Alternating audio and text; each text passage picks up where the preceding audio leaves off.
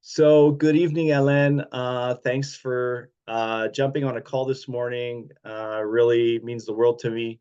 Um, just to talk Anytime, sir. about, yeah, work, Lebanon, remote work, potential of, uh, the Lebanese worker serving North American businesses and beyond. So, but yeah, thanks again. What time is it you're in Beirut, right? Yes, it's 6 p.m. now. Oh, okay, wonderful. Yeah. I can smell the delicious Lebanese food in the background, so I won't keep you forever. Um, that's definitely one thing the Lebanese are known for, really good food. So This is our neighbors, this man. It's not from from yeah, my home. that's funny.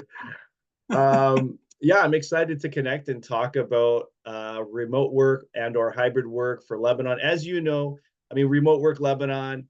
So just a backgrounder, Alain and I had an opportunity to set up the basic, online presence for remote work Lebanon.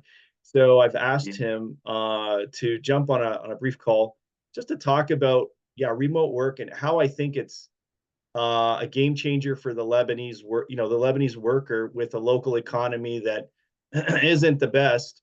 Um, what is the Right. promise of remote work to help out skilled, educated, talented, and ambitious Lebanese find work from abroad through a computer, through a cloud network, as opposed Exactly. to, yeah, locally.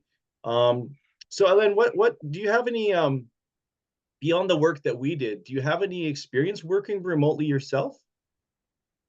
Yes, I had a couple of projects that I did for like especially from America Mhm, and Europe, mhm. and I have like up to 20% of my hosting clients as well are European or American, Oh, but that's Lebanese wonderful. expats. Yes, mainly And Lebanese expats. okay, so your main focus is operating servers right now? Hosting and development, both.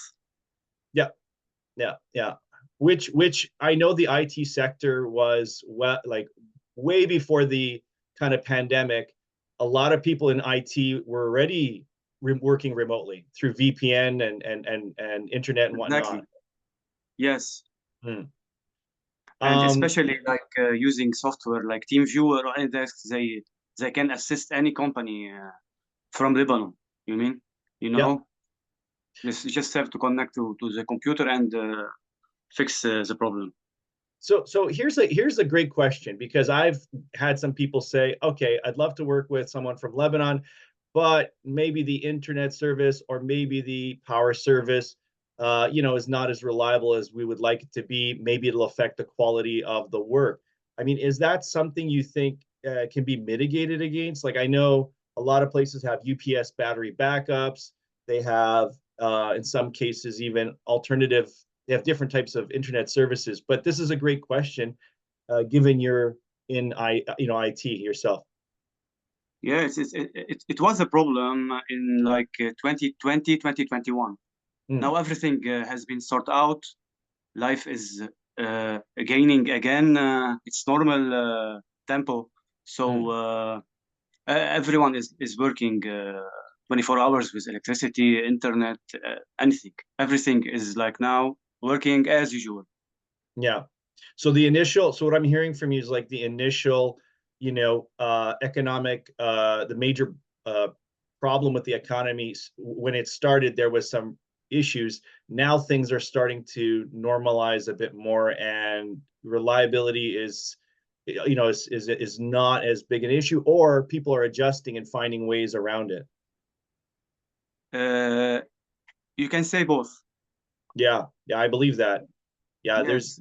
yeah, that's clear. I was there, like I said, last June, so I saw it firsthand. And so I guess, I mean, one message really that's clear to anyone who watches the video in the long run here is that you know the Lebanese aren't closed for business. In fact, if anything, they're finding ways around any issues just to maintain their markets as well Exactly. as serve their clients.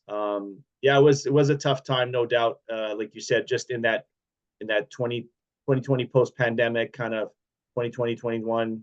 But Exactly. you mentioned that you also interact with European clients as well as clients from abroad. Um, do you have any other colleagues or friends that actually work remotely? Yes. Okay, Most interesting. of them, So, yes, most of them are web designers. oh yeah. Well, Yes, again, no surprise there, right? Um, exactly. hmm. But Actually, their one. Go ahead, main Alain. focus or main work with golf companies, because Okay. like they can manage the same timing and that time zone. They can work together. Yes. Yes, 100%. Exactly. The whole media space is just it's grown so much over the last, you know, 15 years. I'll pick that number, 15 years. Social media, digital media, video production, post-production, like there's so much SEO, web development. I mean, there's so many niches that I would say, why isn't Lebanon a, maybe it is, and I'm not, in tune with it as much, but is the IT sector like huge in Lebanon, or is it a small sector? No, it's a big sector, I think, and I can see it on the ground. A lot of graduates are going through this field, Mhm. computer science or IT, or now mainly web applications or mobile applications. So it's growing as well. Okay. Yeah, and there's this whole concept of also fintech. Now, I know Lebanon used to be a significant financial center, from what I heard, and I could be wrong, but a lot of Lebanese also were exploring fintech, and related technologies, digital currencies, digital trading. There's so many Exactly. things that they were experimenting with after the economic problems started. Yes. But Yeah. unfortunately, big companies, especially Lebanese-owned companies, they moved to Dubai during this crisis. Okay. That's interesting. So they decided it's Yes. more sort of stable for them Stable. as a base of operation. Yes. But they're still hiring Lebanese. Yeah, yeah. Well, and what you're suggesting is they're hiring them either remotely or they're hiring them in sort of a hybrid, partially work in Lebanon, partially come and work Yes. in Dubai or Abu Dhabi or wherever, right? The bulk portion are like remotely. Hmm. Yeah, yeah. Well, and this is the whole point, right? So Lebanon, this is what fascinates me. I just want to highlight it.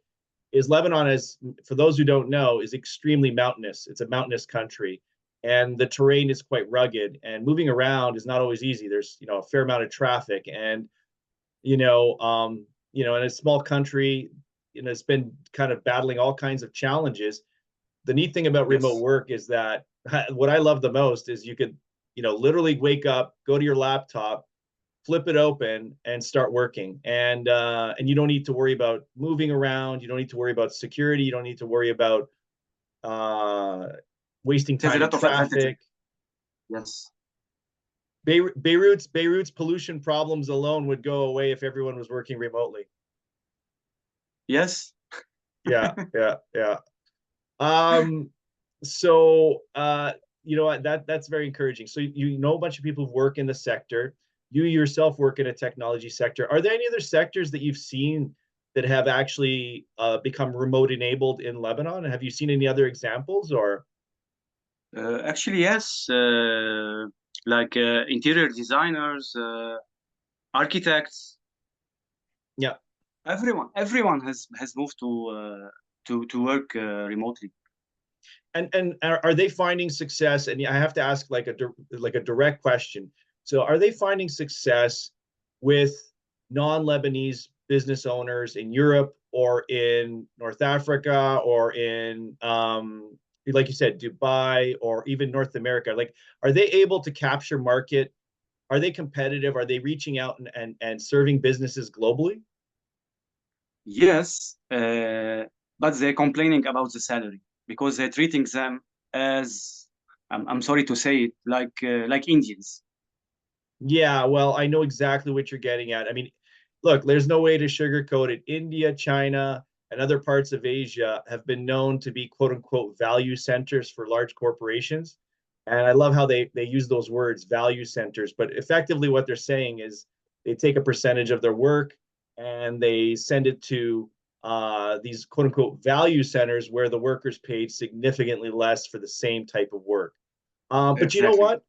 Here's the question. I mean, here's the challenge, right?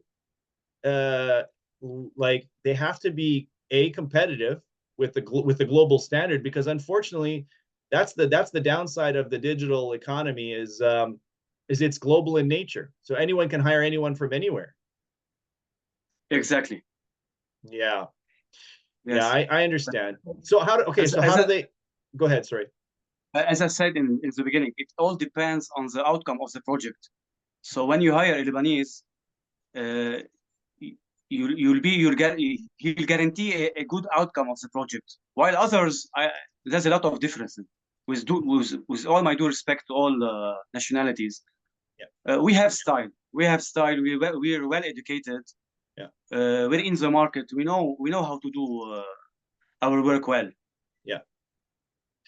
Yeah, and I mean, I'm gonna challenge you on it too. And I think the reality is many other cultures and groups and countries, they can do it really well too. So this is an interesting like it's an interesting point, because my role specifically, and Remote Work Lebanon's role, is to be a bridge between Lebanese workers as well, and businesses abroad. So um, aside from the value of, hey, potentially we can hire someone for a more attractive rate than maybe a North American or European standard. You're Exactly. absolutely right. I mean, work is a relationship, and we value, like, especially if you're doing recurring work with someone, I find it's important to have a relationship. So you have to be able to speak to that person. You have to be able to have a relationship. You have to be able to relate to each other's work styles. But it's so This is interesting. very important. Oh, it's very important. So, I mean, I would always tell people, you know what, this is at least my take on it, is because I've worked with many people from all around the world, but I would say, um, why not try working with a Lebanese worker? Because yeah, they're absolutely dynamic people. They have great personalities. They have great creativity. They have usually amazing communication skills. Again, all Exactly. those good things. But at the end, yeah, that person's got to compete relative to their global peers, right? Yes, but you said it. You said it well. It's like you're hiring a European or an American, but with a cheaper salary. It's the same. Yeah, We yeah, don't we don't have any barrier when it comes to communication, to language. yeah.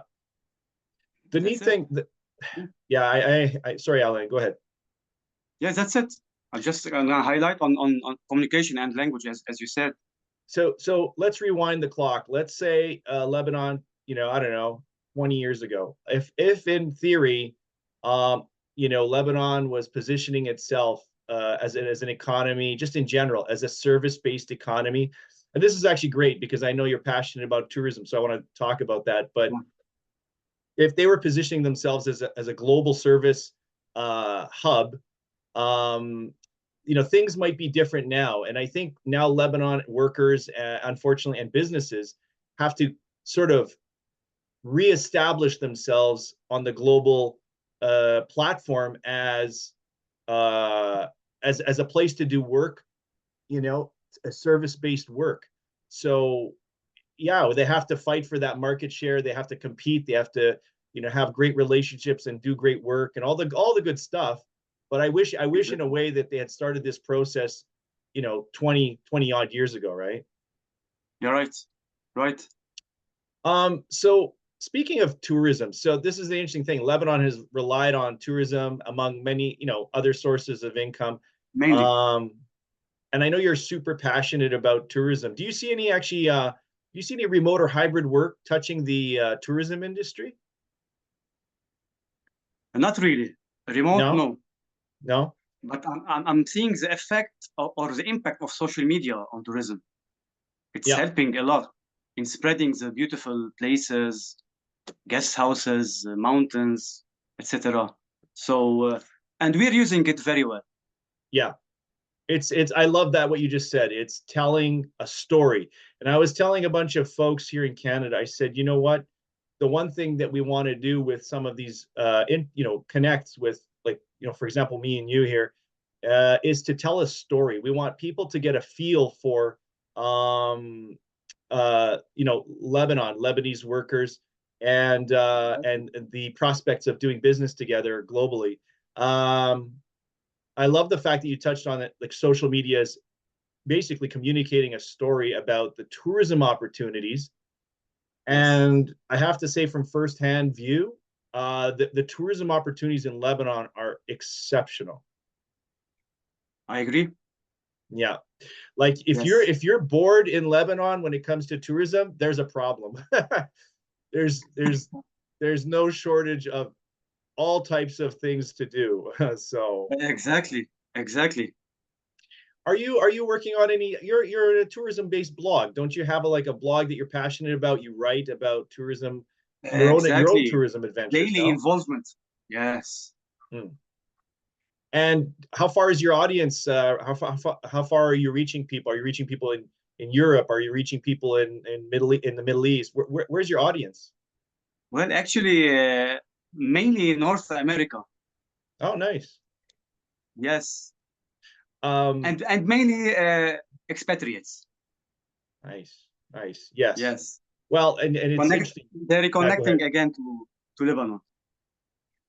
Expatriates are, this is another thing that we originally thought about, with Remote Work Lebanon. We thought, okay, well, the expats are going to be the first ones to support this type of an initiative, and in some ways they have. I've seen that evidence of that, either through my own work or through other people's websites. Yeah, But every expat knows 100 non-Lebanese or more, so they become almost ambassadors for, this idea that well Lebanon said. is, right. Yes, Yeah. they share everything on their own personal wall, on their story. Yes, they feel proud and connected again. So they would like to share. This is the one thing, and my hope, if I mean, I don't want to take a ton of your time, but I am enjoying the chat. But No worries. I want to say the one hope that we have for Remote Work Lebanon is that it is a human-based project. That is, we tell real stories about real people, that we impact people in a real way, that people do business in a relationship based, approach, that they take interest in this, country and its people and its talent. And, quite frankly, that it's actually part of the development story. So, uh, you know, we really want to see that, happen for Lebanese workers. Is we don't want to just see them get hired for something. That's a good start, but we also want to see them develop their skill sets and start to think globally again. Exactly. Yeah. Is there it's so funny, if there was a message, like if there was a message of encouragement that you could actually offer, Lebanese workers, when it comes to, doing, work remotely, engaging on the global market or the non-Lebanese market, basically, getting excited about work again. So the last 5 years were super depressing. I won't lie. I mean, when it came to when it came to everything that's transpired, that's fine. We understand that that was a really a dark period. So the question is, how do they come out of the dark period? What would you offer them as an encouragement? Well, actually, they are a step ahead of the market and of me. So they took the initiative, and as we highlighted previously, Lebanese people they find a solution. So they seek a solution and they apply it. So everyone did this task on their own. They did it on their own, and they found a solution abroad or through working remotely, and they succeeded actually. So youngster, adolescents, everyone is aware of this potential work. Yeah. I couldn't agree with you more. There's one thing that I know about generally the Lebanese worker and generally the Lebanese people, they're extremely resilient. They're very tough and they don't give up. So and I love that. That's a skill set that you need actually to survive in business is persistence, persistence, persistence. So yeah, hopefully they are a step ahead of everybody and they are innovating solutions to their problems and engaging, like I said, a global market. That's the best part about globalization is like this. We're having a morning conversation through around the world through the wire, and I go back to it. Why not have workers from all over Lebanon engaging the world and doing a ton of work and and advancing their interests and their lives, right? So Right. Alain, this means the world to me. I'm sure it means the world to whoever is going to watch this. Is there any final closing comments or anything you want to leave us with? Thank you, George. I'm always available, and hope your project will accelerate more, and you have a great project actually. So good Well, luck. thanks for the good luck. We're going to need it for sure. So, do you want to put in a plug-in? I'm just curious. Do you want is your blog an easy is it an easy web domain to remember, or do you want me to include it potentially in the well, actually, you know what? I'll probably just include the links when I post the video in the comments. So Yeah, why not? It's very in easy. the Yeah, description, right? right. But do you have a name for your blog just so we tell anybody who watches this? Yeah, it's tourism-lebanon.com. There you go. So if anyone Yep, wants to follow Alain's tourism adventures, tourism-lebanon.com, he'll inspire you to exactly. come to Lebanon um, and also become ambassadors for this little country in the Eastern Med. And yeah, that's basically it. So let me just quickly